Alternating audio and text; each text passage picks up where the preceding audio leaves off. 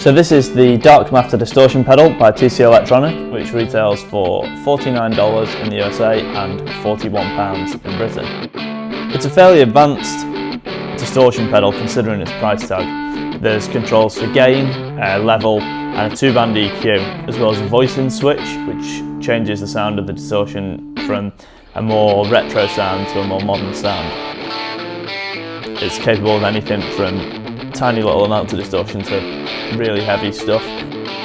The dynamic range is absolutely huge. I'm a really big fan of this pedal. I think it's an absolute steal. It's a bargain. It must be one of the best distortion pedals around at that price point. So we're testing a Casio keyboard through the TC-Electronic Dark Matter pedal.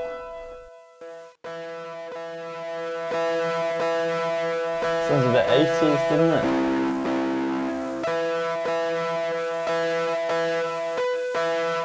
So we're testing the TC-Electronic Dark Matter pedal with a Nintendo Game Boy, because there's nothing worse than being halfway through a game and finding the soundtrack doesn't have enough distortion on it.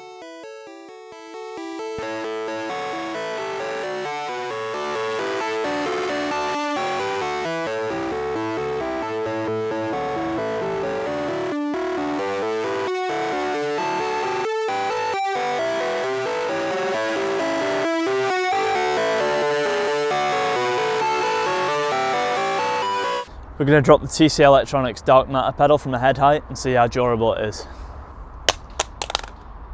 Let me just check if there's actually any damage. Yep. Some of the plastic knobs are a little bit scuffed. This is probably the least damaged pedal so far from the drop test. Oh.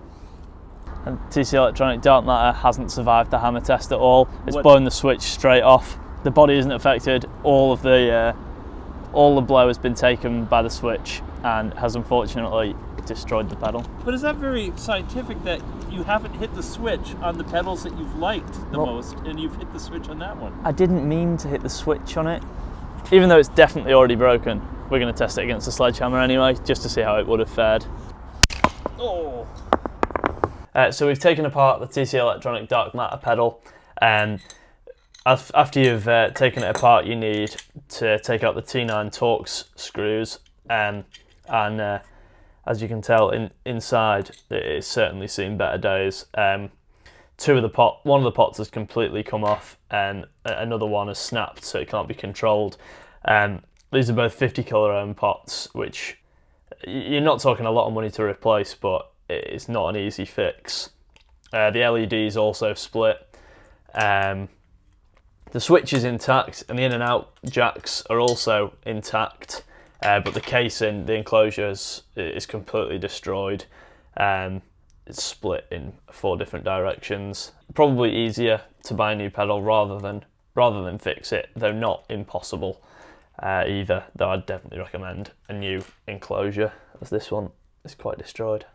To keep your pedals extra safe, don't leave them plugged in when you're not using them, because there's no need to be running power to them all the time, and it'll just increase their lifespan if you unplug them. It's a no-goer. Do you think any of the pedals are going to survive the 14-pound? I think one of the pedals may survive the 14-pound hammer.